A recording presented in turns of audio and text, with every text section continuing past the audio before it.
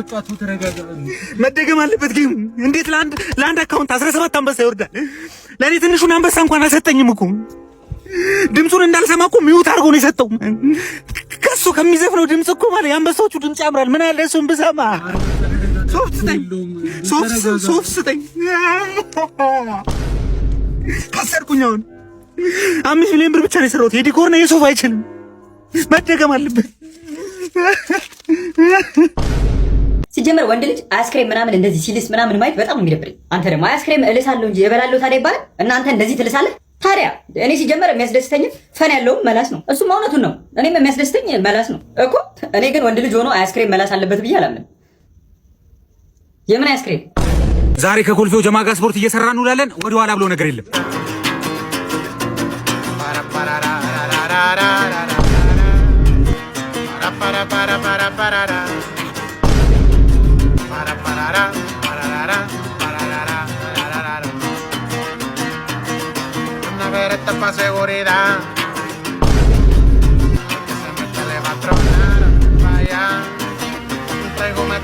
ነግሬሽ ነበርኩ። ቆንጆ ወንዶች ይማግጣሉ፣ ረጅም ወንዶች ይማግጣሉ፣ ሀብታም ወንዶች ይማግጣሉ፣ እንትናቸው ትልቅ የሆኑ ወንዶች ይማግጣሉ ብዬ ነግሬሽ ነበር። እኔ እሱን ፈርቻ አይደል እንዴ ከቻምፕ ጋር የሆንኩት? ኧረ አስቀያሚ ወንድ አታጭም እንዴ? ለማነጻጸር እንዲመችሽ ከፈለግሽ ደግሞ የቻምፕን ፎቶ ልክልሻለሁ። ንጽህናውን የማይጠብቅ ኦኬ፣ የሚሸት እሱማ ቻምፕ ብቻ ነበር እኔ ያዝኩት። አው ቅማላም ነው። ቼክ ላድርግልሽ እስኪ። ሱሪን አልቀው።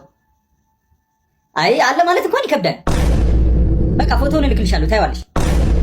ደግሞ ለአማራጭ ጎን ለጎን ሌላውን መያዝሽን እንዳትረሺ። ታዲያ ደስተኛ የሆንኩት በሱ ብቻ ይመስልሻል? በቃ እሺ ቻው፣ መልካም እድል። የኔ ፍቅር ከማን ጋር ነው በስልክ ስታወሪ የነበረው? ከማዘር ጋር። ቡና ከማይጠጡ ሰዎች ጋር ችግራችሁን ለመፍታት አትሞክሩ። ችግራችሁ መቼም ነው የማይፈታው። ቡና የሚጠጣ ሰው ቢያኮርፍ፣ ቢበሳጭ፣ ቢናደድባችሁ ማለት ነው ና ቡና ልጋብዝ ብትሉ በቡና ችግሩ ተፈታ። ቡና ከጠጣ ረሃ ነው የሚሆነው። ቡና ከማይጠጡ ሰዎች ራሳችን በማራቅ ጤናችንን እንጠብቅ። ታንኩ ምስኪን ሰው ብታይ ምስኪን። የሰፈር ሰው ግን ጠቅላላ እንደ ኦሬ ነበር የሚያዩት፣ አይወዱትም ነበር። አሁን ሲሞት ራሱ ያለቀሱት 2 ሰዎች ናቸው። ሚስቱ በደስታና የእድሩ ወጥ ሲሰራ ሽንኩርት የላጠችው ሴትዮ። ጠቅላላ የምታየው እንዳለ ጠቅላላ ሲያስመስል ነው። ይገርምሻል። ግን ምን ሆኖ ነው የሞተው? ታሞ ነው። አይኑን ያመው ነበር። እንደውም የሆነ ጊዜ በጣም አይኑን አሞት የአይን ሐኪም ቤት ሄዶ ዶክተሩ የአይናር ሰገራ ሁላ አምጣ ሁላ ብሎታል ይባላል። እሱ ግን እንደዛም ቢታከም በቃ ሊድን አልቻለም። በጣም ታሞ ነበር ማለት ነው። አዎ በቃ እሱ ራሱ ሊድን እንደማይችል ሲያቅ ነው መሰለኝ ራሱን ጣለ። ንጽህናውን መጠበቅ አቆመ ምናምን። ብብቱ የሸረሪት ድር እስከሚያደራ ድረስ የሰፈር ልጆች ሳይቀሩ እኮ ስፓይደርማን የሚል ቅጽል ስም ሁላ አውጥተውለታል እኮ።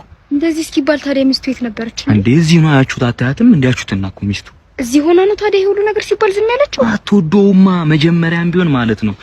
ያለ ብር አምባሮ ለብሩ ስትል ነበር ያገባችው። እሱ ግን በሕክምና ምናምን ብሩን ጠቅላላ ጨረሰ።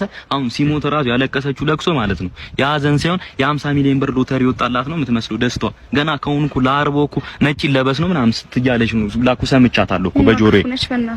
ተይ ክፋት እንኳን እሱ ይበልጣታል። ይኸውልሽ ይሄኔ ሲወል ማለት ተደግሷል። አቀባበል ሊያደርጉለት እንዴ ከሷ እኮ አንድ ወልዶ ከሰራተኛቸው 4 እኮ ነው የወለደው። ያላስቀየመው ያላስከፈው ሰው አለ እንዴ ሲሰፈር እንዴ? ከኔ ቢጤዎች ሳይቀር እኮ ማለት ነው የተራ እያለ ይቀበላቸው ነበር። ሰፈሪ ነው እያለ ከለመኑበት ላይ እንዴ እንኳን ሞት እንጂ ባይሞት ኖሮ ማለት ነው እኔ ራሴ ሲጣድርጌ ነበር። ብቻ ችግር የለውም ሙት አይወቀስም ብዬ ነው እንጂ ብዙ ነገር ማውራት ይቻል ነበር። ይገርምሻል።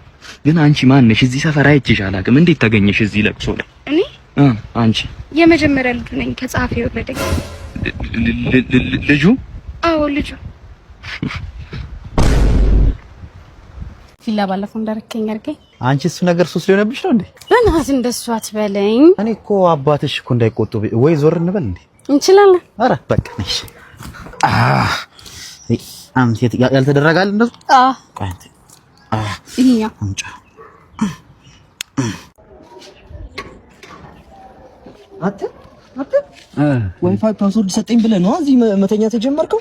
ፍራሽ ላምጣልህ? ብርድ ልብስ ምናምን ትቀጥላለህ? አንተ አደርኩኝ ማታ ቻት ላይ ነበርኩ ማታ የምን ቻት እና በኔ ዋይፋይ ቤት ትመጣታለህ አገኘኝ ከዚህ ምን ይመስላል በእናትህ አንድ ጎል ከፈለኩ ነው እሷን ለጀለስ በእናትሽ አንቺ ልጅ ተፋችኝ። ይሄን ነገር በቃ ቤስት ፍሬንድ አይደለሽም። በቃ ፍቅረኛ ነሽ አይደለ? እንዴ ሴቱኝ እስቲ እሺ ይቅርታ በቃ ፈዋ ነገር ተፈውሽ እንዴ ማለቴ ምሳ ቤቢ። ኧረ እኔ ምንም ብር የለኝም እናቱ ተይኝ ተይ። የባለፈውስ ሁለቴ ሽጬ በላ ነው። አንቺ እንደፈለግሽ ስትሆኝበት አንዴ እሱን ብር የከረምሽው ያለቃ ብር ያልቃል እኮ። ግን ሁለቱንም አይኖችን ትፈልጋቸዋለን አንዳንድ ብትሆን አያስጠላብህም ያኔ አይደለ? ከዛ አንቺ ትበይዋለሽ አይደለ? አደበረ እንዴ? ኧረ በፍጹም ኧረ በለ